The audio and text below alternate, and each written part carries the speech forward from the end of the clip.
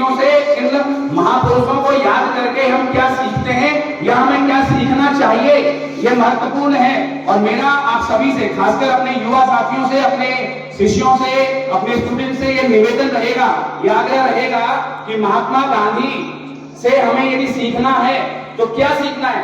और मैं generally classes में भी एक बात कहता हूं, यहां फिर कहूंगा कि अधिकांश, हम में से अधिकांश राजनीति में नहीं जाना चाहते। We don't want to be politician.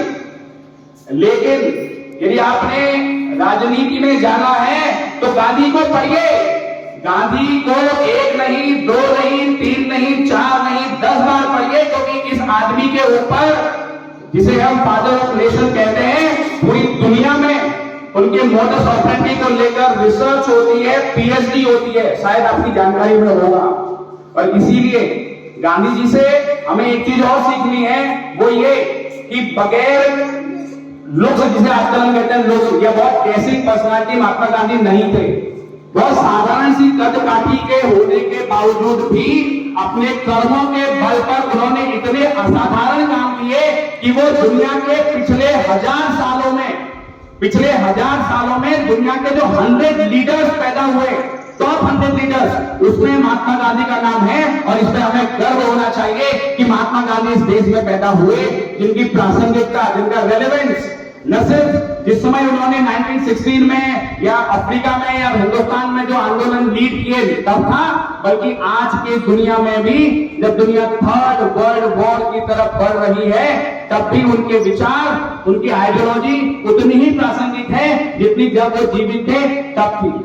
अब मैं आदरणीय लाल बहादुर शास्त्री जी के बारे में जानना चाहता हूं। एक वो शख्स जो देश की सत्ता के सर्वोच्च शिखर पर आसीन हुआ, लेकिन जब 10 जनवरी को जब उनकी मौत हुई, उसके बाद उनकी मैडम को उन्होंने जो कार खरीदी थी, उस कार का लोन चुकाने भर के पैसे नहीं थे। ये मैं आपको इसलिए कह रहा हूं क्योंकि नेता, हमारी जो सामान्य मानसिकता है, नेता चोर होते हैं। लेकिन इस देश में ऐसे भी लोग देश की सत्ता के शीर्ष पे रहे हैं, जिन्होंने सब कुछ अपने हाथ में होने के बावजूद भी अपना सब कुछ न्यौछावर कर दिया इस देश की जनता के लिए, इस देश के आम जनमानस को खड़ा करने के लिए।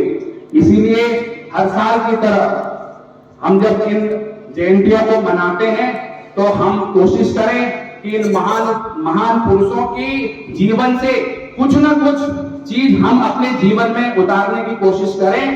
यदि हम 10% भी, मैं वैसे 10% भी बहुत ज्यादा कह रहा हूं, 1% भी उतारने में कामयाब रहे तो हम अपना जीवन सफल बनाने में कामयाब रहेंगे।